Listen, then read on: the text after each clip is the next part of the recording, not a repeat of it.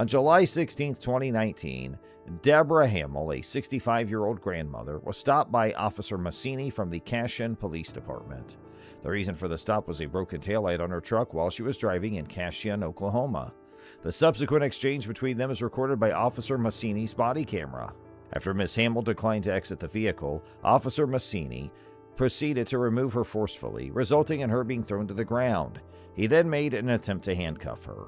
However, Ms. Hamill resisted by refusing to place her hands behind her back and kicking Officer Massini. How long ago has it been like that? Probably about 6 months. Oh, okay. Well, you've had plenty of time to get it fixed. I've driven it up here a lot. Live here in town? No, my name's Hamill. I live out on Highway 74. Hamill, huh? Yeah, Hamill, huh? Related to Hank? I'm his mother. Oh, okay. Yeah, busted taillight seems to be a pattern with the Hamills.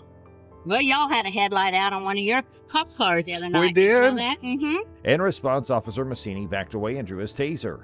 When Miss Hamill tried to stand up, he discharged the taser, invoking Section 643 of the situation. Miss Hamill was informed that her decision to flee had exacerbated her legal predicament. Subsequently, she faced charges of eluding, resisting arrest, obstructing law enforcement, and assault and battery on an officer. Just looking for it. Can you at least get the light? They've got lights on them, don't they? They do have lights in them, and they do work. Well, it's broken. Yeah, I know it's broken. So if you hit your brake lights, that white bulb's going to blind somebody at night. Oh, okay. Well, can I put red tape on it? Will that work? Yeah, but I don't think red tape's going to help you there. You don't have enough plastic to tape over. Well, I kind of hate to buy one if I'm going to get the whole bed and it's going to have everything on it. I gotcha. I just don't want to spend the money. I understand. And, I don't drive it to Texas. I don't drive it in the city. I go to Guthrie and Kingfisher. I'm going right now to check on cattle. Okay. Well, I did issue for a defective equipment. It's $80. You have till September 16th. In this scenario, it is evident that at least one of Miss Hamill's kicks connected with Officer Massini's leg, an action that a court would likely categorize as both an assault and a battery resulting in harm. Following her arrest, Miss Hamill declined medical attention but was taken to the ER for assessment before being sent to jail. Court records reveal that she was charged with assault and battery on a police officer, resisting arrest, obstructing law enforcement, and operating a vehicle with defective equipment. She pleaded guilty to the misdemeanor charges, with a felony charge dropped as part of a plea deal. Miss Hamill received a 4-year deferred sentence and was fined $50 for each count. God! Do not take off. Shut up and give me that and I'll sign it. Step out. No. We're beyond that. Do you want me Step to... out. 305 dispatch. Got one taken off. Serious! Get out of the car! Get out of the car! Get out of the car! You're not going to do that to me. Get out of the car! You're not going to do that to me. Get out of the car! After her arrest, body camera footage circulated on social media, leading to a city council meeting with over 50 attendees discussing the incident. Some supported the police department, while others protested Miss Hamill's treatment. Miss Hamill's attorney criticized Officer Massini's actions as unnecessary and tormenting, suggesting potential legal actions. Officer Massini was graded a C- for his professional demeanor, but also criticized for using a taser on an elderly woman. While his actions might be legally defensible, it was deemed excessive. Miss Hamill received an F for non-compliance, attempting to flee and resisting arrest. Despite reservations about the taser use, her conduct created a constitutional basis for it. Choosing not to contest the citation resulted in multiple convictions on her record instead of addressing the issue legally. Now let's move on to the next investigation where an officer gets suspended. Star EMS. Taser deployed. One female. Custody. Why didn't you just sign the ticket? Because I felt like you would be clear with me because I have been in town forever with this thing. I went on go through and been a damn thing for her. Do you realize you just got yourself in a whole lot more trouble? On the morning of April 19, 2023, Officer Scott Harrell from the Texas City Police Department approached driver Christopher Scholl at a pump within a Buc-ee's gas station. Officer Harrell alleged that Scholl had swiftly maneuvered through parking spaces, prompting a white truck to abruptly brake in order to avert a potential collision. The ensuing exchange between the two was recorded by Officer Harrell's body camera. Officer Harrell remarked that if he had not already exhausted his supply of tickets, he would issue Mr. Shaw a citation for disregarding a traffic control device. This statement was made despite the fact that the reported infraction took place on private property. The reason why you felt you needed to come through the parking lot like that? I didn't think I did anything wrong. I just came over to get gas. You were speeding and you cut through parking spaces. You know you can't do that. I didn't think I was doing anything, man. I mean, you all whooped I'm doing around. is coming to get gas. Yeah. Oh, are we gonna go back and forth, or are you just gonna? You asked me a question. You want me to answer it or not? I'm not. If anything, I thought I was going even slower than normal. No, sir. Because You normally people don't even park where you park, and that's the direct path to the gas pump. You almost hit that car that was turning right there. I was watching, man. As soon didn't as you almost cut hit in front of me anybody. like that, I was like Okay. looking and I watched it happen. So I come here every day. There's almost never, ever anybody. So yeah, I go through there because it's the straight path. On April 19, 2023, Officer Scott Harrell of the Texas City Police Department approached Christopher Scholl at a Buc-ee's gas station, accusing him of driving recklessly through parking spaces, causing another vehicle to brake suddenly. After being cited and released, Scholl obtained body camera footage and posted it on his YouTube channel, which gained traction on other platforms.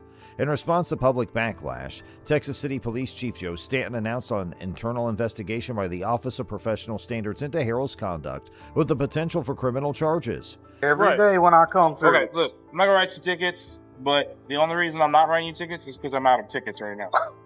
Okay, otherwise you would be receiving a citation. For what? What would be the citation? I'm just curious. Disregarding traffic control device. On private property? Yes. Okay. You still can't do that. Harrell was placed on administrative duties during the inquiry. Scholl's citation was later dismissed, and he revealed plans for civil action against the department through online campaigns. While the surveillance footage remains undisclosed, Scholl's actions were commended for complying with Harrell's orders while respectfully dissenting. So I'm not gonna write you a ticket. I hear you, man. I But understand. I don't appreciate the attitude.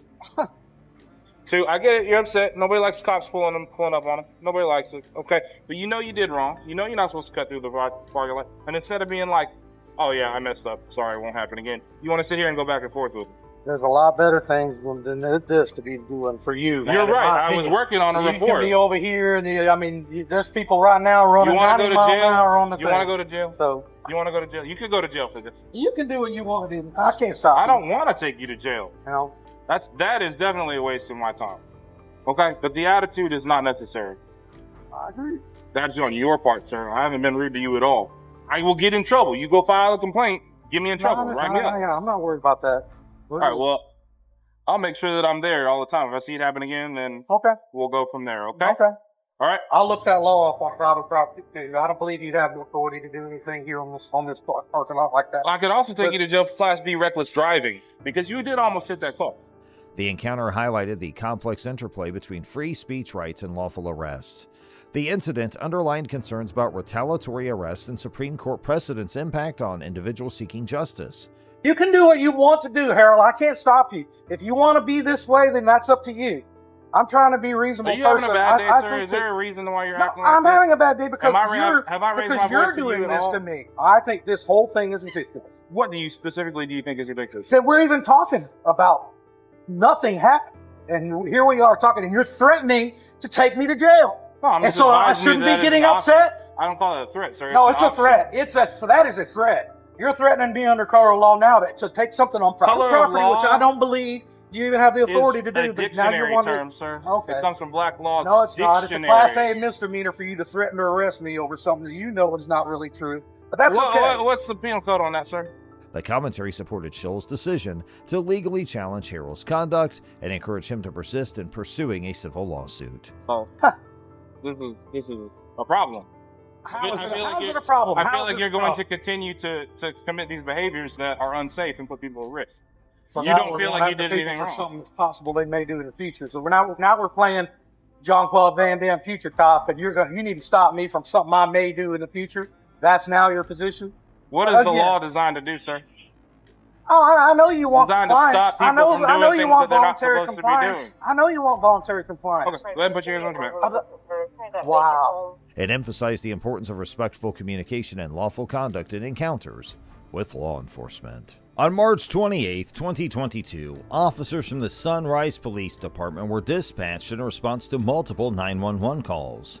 The calls claimed that Wyatt Yeager, a TikTok user better recognized as Icy Wyatt, had exhibited reckless driving behavior and assaulted another driver with a pistol in a Chick-fil-A parking lot. Subsequent events were recorded by the officers' body cameras. To get back in the car, stop blocking traffic. You literally was at someone else's car, talking to them, banging on their window. I think they called too. Yeah, woman in the car. Like beating on the window. I was like, come on, man, get back in the car, go about your day. He goes, oh, fuck you, this and that, I got a gun, all this. I'm like, okay, whatever. He cuts us off right here. Okay. He threw the drink at me, so I got out of the truck, obviously. Once I got out, he walks back into his car, he grabs his gun, points it at me. While the officers were in the process of interviewing the individuals who had reported the incident, Mr. Yeager himself dialed 911 to provide his perspective on the situation. He recounted the events. The officers subsequently acquired Mr. Yeager's contact information and requested a meeting with him. Like that crazy. While the officers questioned the alleged victims, Mr. Yeager also called 911 about the situation. I just pulled over because somebody tried to kill me in the car. Okay, tell me exactly what happened. This truck came up and tried to cut me off, so I pulled over to the next lane, and again, he's trying to swerve into my lane and tries to hit the car. So I stopped the vehicle, and he gets right in front of me. They stopped the car right in front of me, dead stop, so that I almost hit them. And they get out of the car like they're ready to fight. And then I had 4 guys jump out the car and say, Did they hurt you, sir? They did not hurt me because I had a gun. No. Okay, and did you put the gun back in the case, or you still have it in your hand? I just opened the glove box and I said, do you guys really want to with me right now? However, Mr. Yeager declined to meet unless he had legal representation present.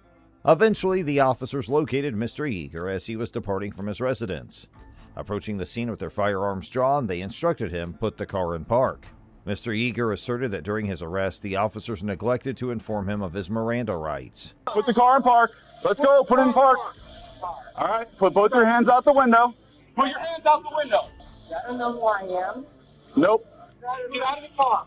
Keep your hands up. I can't take your seatbelt off. Take your seatbelt off and get out of the car. Do it now. Lay down on the ground. I know my rights. Get on the ground. Get on the ground. You're gonna get tased. Get on the ground. You're gonna get tased. Get on the ground. Get on the ground. Oh.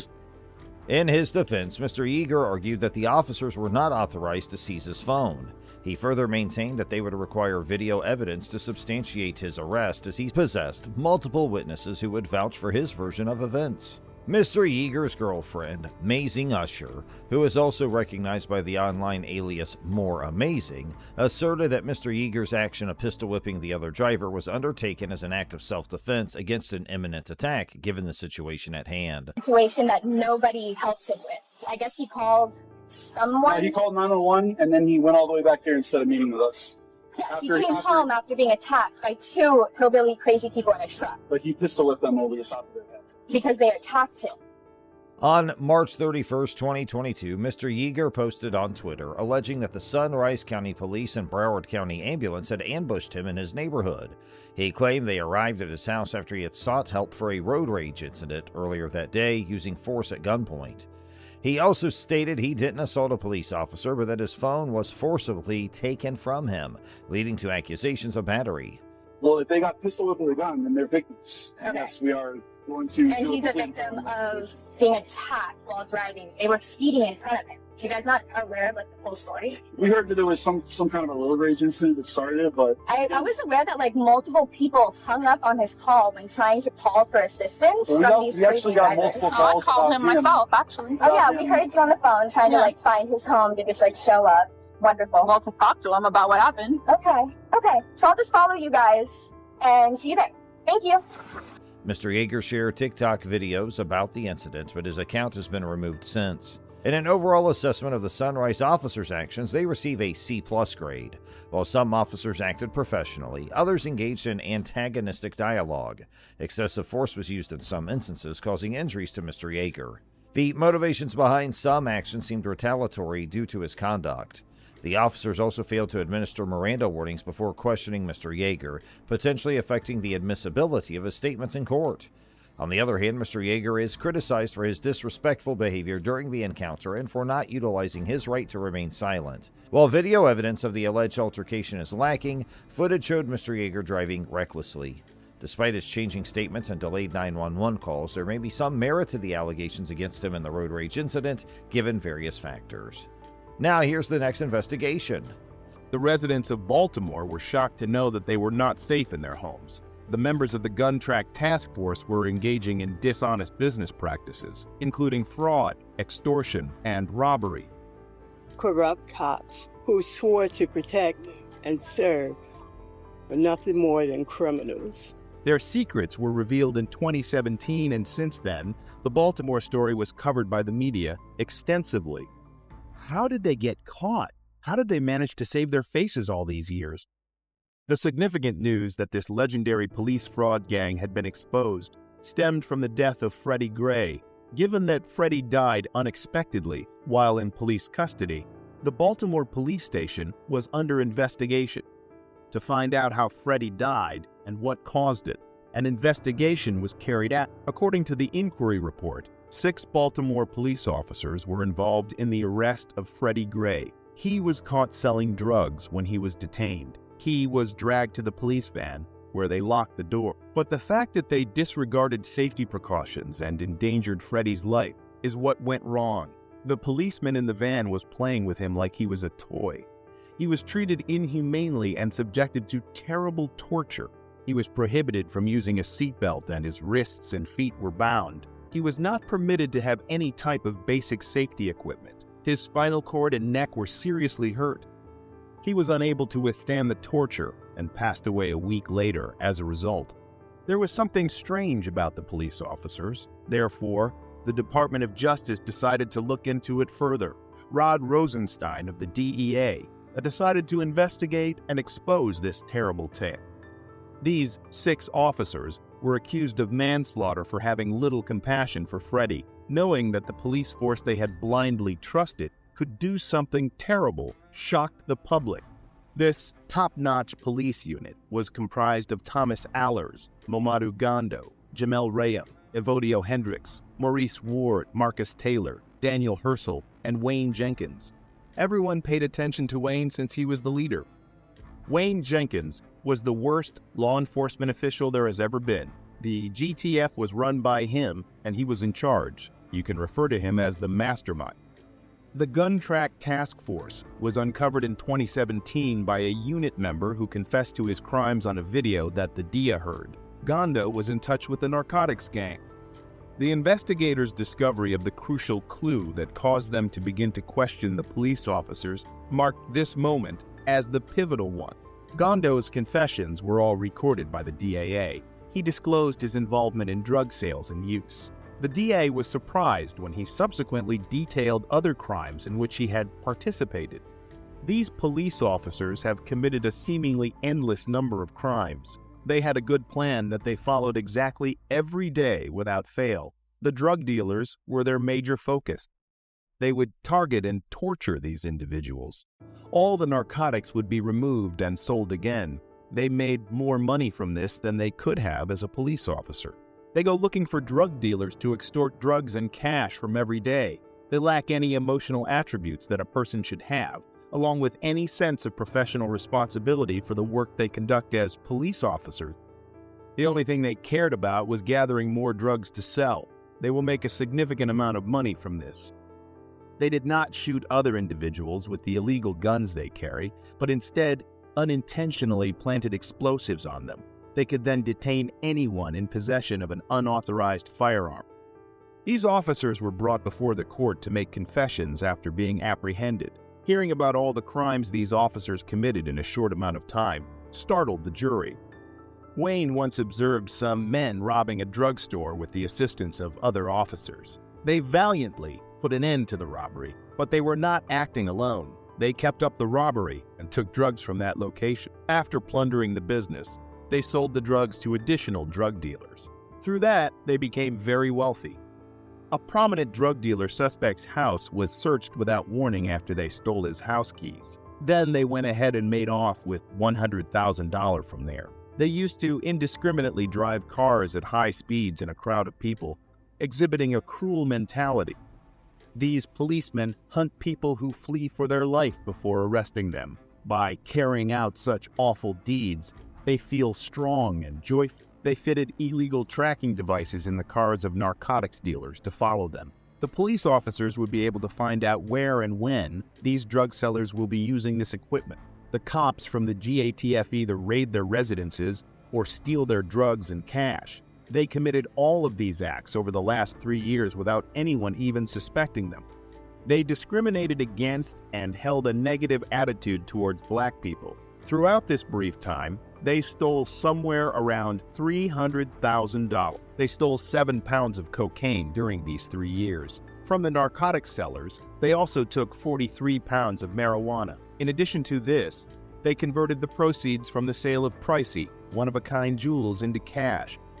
According to their respective portions, they divided up the entire sum of money and spent it all on themselves. A group of police officers could not possibly have committed such heinous atrocities while on duty. The court could not believe it. They received a sentence of 112 years. They must serve that sentence in prison. Jenkins, the chief of the GITF, received a particularly lengthy sentence because he was the perpetrator of all of these crimes. Jenkins is currently serving a sentence of 25 years in a Kentucky prison. These policemen's crimes had a significant impact on the Baltimore Police Department. Both the general public and other departments must come to trust them. Others now view them with contempt since what this policeman did was unjustifiable. The HBO miniseries with that title is called We Own This City. The Baltimore incident served as inspiration for the producers, who turned it into a miniseries and showed it to the audience. Even among female police officers, there are nasty ones. Let's witness the account of a female police officer who was deceived by love and wealth. A female police officer named Antoinette Frank and her boyfriend Rogers Lacaze committed a terrible crime together.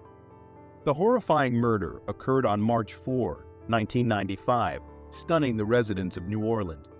Together with her family, Chauveau managed her restaurant. They made a substantial fortune through their family business, Kim Ainge, to watch after their business. They had enlisted Ronald Williams as a part-time security guard. In his spare time, Ronald works there. He used to be a police officer when Frank and her boyfriend, a drug dealer, stormed into the restaurant and demanded money. Chauveau called Ronald to the dining room to give his wages. Frank began threatening Chauveau and her brother. Ronald tried to intervene to defend the siblings, but Frank's lover shot him. She panicked since Frank hadn't anticipated things to go worse. Chau and her brother hid in the walk-in fridge as Frank turned around to hunt for her companion. The older siblings, Kuang and Ha-Vu, were cleaning the restaurant when the incident occurred. Frank questioned them over the money, but Chau had hidden it in the microwave. She shot the 2 older siblings as soon as Frank discovered the money. Both of them received death sentences after being tried in court. Frank was transferred to a Louisiana prison for women. Do you believe there are other officers like this in law enforcement? Do you anticipate a repeat of this incident? Let us know in the comments.